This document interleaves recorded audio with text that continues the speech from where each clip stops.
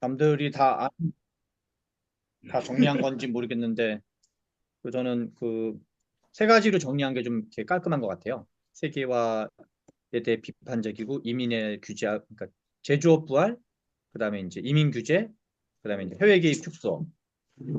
그게 일종의 뭐랄까 미국이 처한 어떤 미국의 상대적 쇠퇴를 잘에 대해서 그거에 대해서 대응하고 있다는 게 좀 놀라운 것 같고, 저는 트럼프와 윤석열은 그 얼마 전에 조국혁신당이 주최했던 토론회 가서도 제가 토론대로 참석해서 그런 얘기했는데, 트럼프 이제 한국의 진보 지식인들 중에 그러니까 윤석열을 서구 구구 현상과 비슷하게 하면서 트럼피즘과 연장선에서 봐야 된다는 거는 저는 윤석열에 대한 고무 찬양이라고 생각을 해요.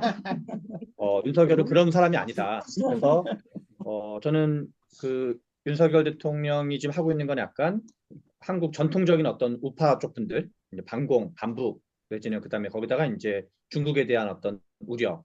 중국에 대한 우려는 실은 저 자신도 있거든요. 근데 이제 그걸 이렇게 표현하는 게 좀 과도하긴 한데, 그리고 그거는 또 한편으로는 이제 어떤 이재명 대표의 캐릭터에 대한 여러 가지 거부 반응, 이런 게 맞물린 성격이 강하고, 그래서 저는 지금 어떤 보수의 결집, 저는 그 중에 한 절반은 이재명 대표 캐릭터에 대한 어떤 반감.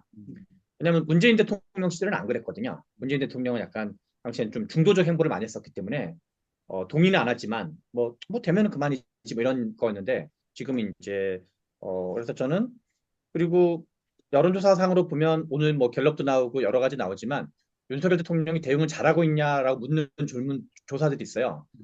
잘하고 있다는 답은 한 35% 내외고 한 55 내지 60%는 약간 지랄하고 자빠졌다라는 형태로 나오는 게 그거는 그러니까 지금 거의 뭐 이렇게 더 특별히 많이 줄어들지 않고 있거든요.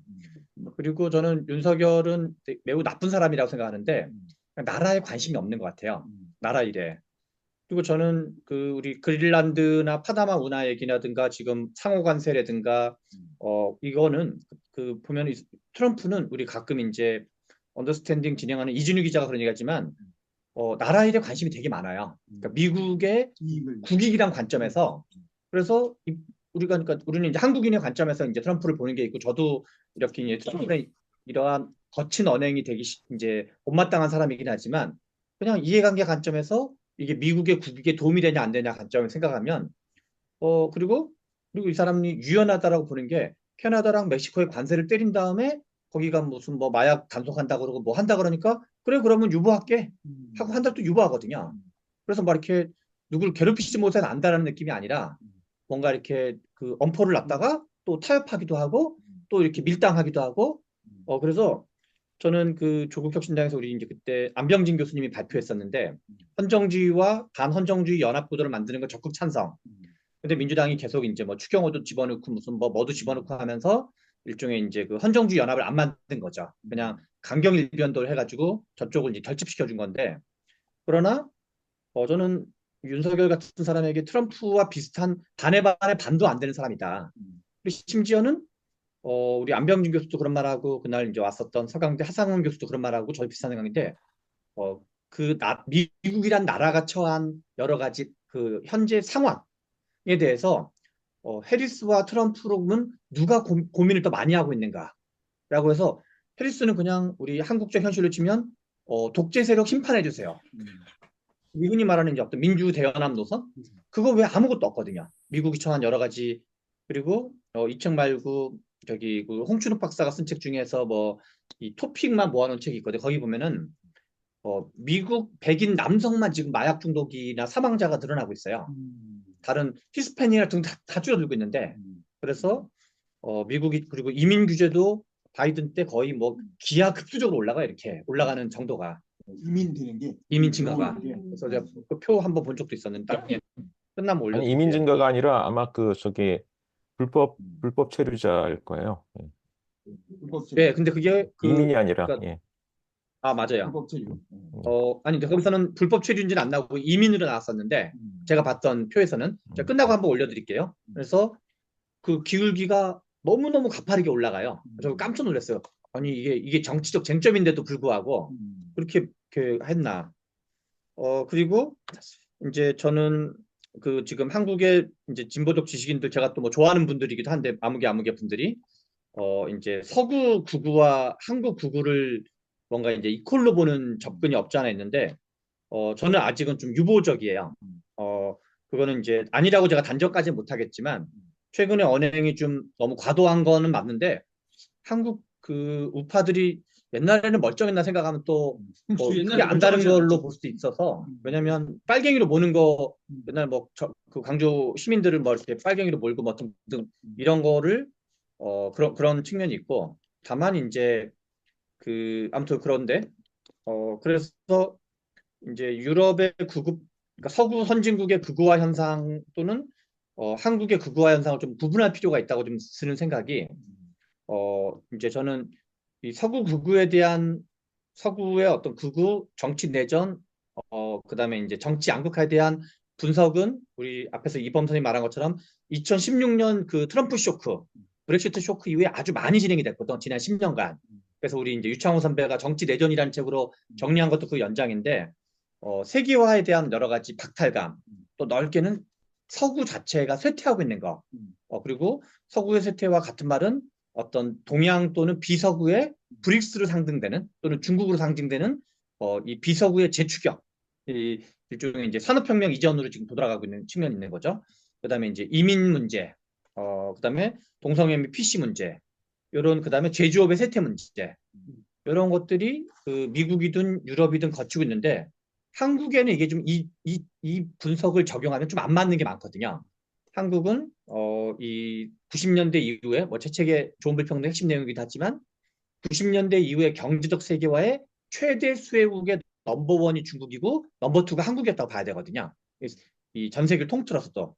그리고 우리나라는 제가 그 거기서는 썼는데, 미국은 전체 인구 중에서 그 이민자 비중이 제가 지금 데이터는 없는데 20몇 프로인가 그렇고, 독일은 25%인가 그래요. 그러니까 전체 인구 대비 이민자가 차지하는 인구 비중. 우리나라는 검색하니까 2%인가 정도 그래요. 제가 기억하기로는 작년 11월인가 봤던 그 슬로우 뉴스 데이터로는 우리나라 전체 이민자는 160만 명이고, 임금 노동자 기준으로 작년 연말에 100만 명을 돌파했거든요.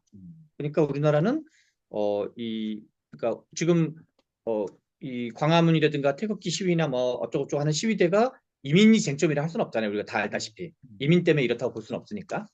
그래서 세계와 이민, 동성애 PC 같은 게 한국적 현실에 좀 안 맞는 것 같다. 물론 이제 이쪽이 뭐 젠더 갈등 같은 게 있긴 하지만 동성애 문제가 그렇게 아주 쟁점이 되진 않았기 때문에 뭐 오히려 메갈리아 문제라든가 아니면 여성 할당제 문제라든가 뭐 군대 문제라든가 여러 가지 뭐 이제 인터넷상에서 붙는 여러 가지 젠더적인 어떤 그 전투들, 그런 건 있지만, 그래서 근데 기독교 그 뭐지? 요즘 자, 탄핵 집회 마무리 주세요. 얘기 마무리하시고. 네, 그래서 아무튼 저는 현재 다만 우리 오늘 그 이철희 선배가 썼던 그 청와대 정무수석 했던 판결에 썼던 이제 그 지위 추락이라는 표현을 썼고요. 그리고 저도 이제 한 가지 그 저는 이제 인명무게 그 분석 영향을 좀 많이 받았는데, 저 역시도 이제 마르크스주의나 경제학 영향을 많이 받아서 경제적 분석에 대한 어떤 이제 그게 되게 강한 편이거든요. 세상 만사를 약간 경제적으로 분석하는 경향이 강한데, 이거에 대한 반론이 실은 정체성 정치론이고, 정체성 정치론을 저는 그 처음에는 좁은 의미로 좀 해석을 했어요. 약간 뭐 여성 문제 제기하고 뭐 PC하고 뭐 언어적인 거 제기하는데, 정체성 정치를 좀 광의로 해석하면 진화론이 정체성 이론의 핵심적 뿌리를 볼 수 있어요. 그래서 그리고 우리 유창호 선배가 정리했던 표현으로는 정치적 부족주의. 인류 역사는 아주 오래전부터 적절한 숫자의 넘버라고 불리는 정도의 규모로 부족 또는 공동체를 이루고 살고, 그리고 그 공동체를 이루기 위해서 배타적인 관계, 나머지 공동체와의 배타적인 관계를 해가지고 인간의 어떤 진화론적인 유전자 안에 그 우리는 누구인가, 그래서 편가르기, 우리와 우리 아닌 거를 편가르는 게 남아있다. 그리고 그거를 이제 최근에는 정치적 부족주의라는 말로 많이 쓰고 있고, 정치적 부족주의를 나누는 여러 가지 방법이 실은 그게 어떨 때는 피부 색깔, 어떨 때는 뭐 인종, 종교, 그다음에 이제 젠더 같은 경우는 여기서 정체성 정책 중요한 건 눈으로 그냥 가시적인 현상이어야 돼요. 예컨대 성별, 남성과 여성의 성별, 뭐 피부 색깔, 그다음에 뭐 백인인지 아닌지 뭐 등등등. 그리고 한때 그런 이 정체성 정치를 광의로 해석하면 20세기 사회주의 운동, 노동자의 나라를 만들겠다는 거 역시도 정체성 정치를 해석할 수 있는 거죠. 만국의 노동자를 단결하라, 나머지는 다 적대시하는 거니까. 그래서 이제 그래서 이 경제적 중심으로 보는 것이 무관하진 않겠지만, 이 지금 트럼프에 대한 지지 기반도 그렇고, 뭐 여러 가지 서구의 등등 지지 기반도 이런 이제 뭐랄까 문화적 소외 현상도 포함되어 있고, 그게 실은 이제 지위 하락에서 되는 측면이 있기 때문에 그런 거는 이제 뭐랄까 좀 사회과학적으로 보면 나 역시도 내가 그동안 약간 신주단주 비슷하게 생각했던 우리 토대상부 구조론이 꼭 그렇진 않을 수 있겠다. 이게 훨씬 더 오래된 왜냐하면 일단 뭐 진화론은 워낙 강력한 이론이기 때문에 진화론적으로 봤을 때는 일종의 이제 그 문화 이론이랑은 좀 약간 다른 거죠. 우리는 누구인가 이런 이제 어떤 그 공동체적인 이 우리와 배제의 부분법 그 자체가 작동하는 건 사실인 것 같다. 이런 정도로 얘기할 수 있을 것 같습니다. 이상입니다. 네, 감사합니다.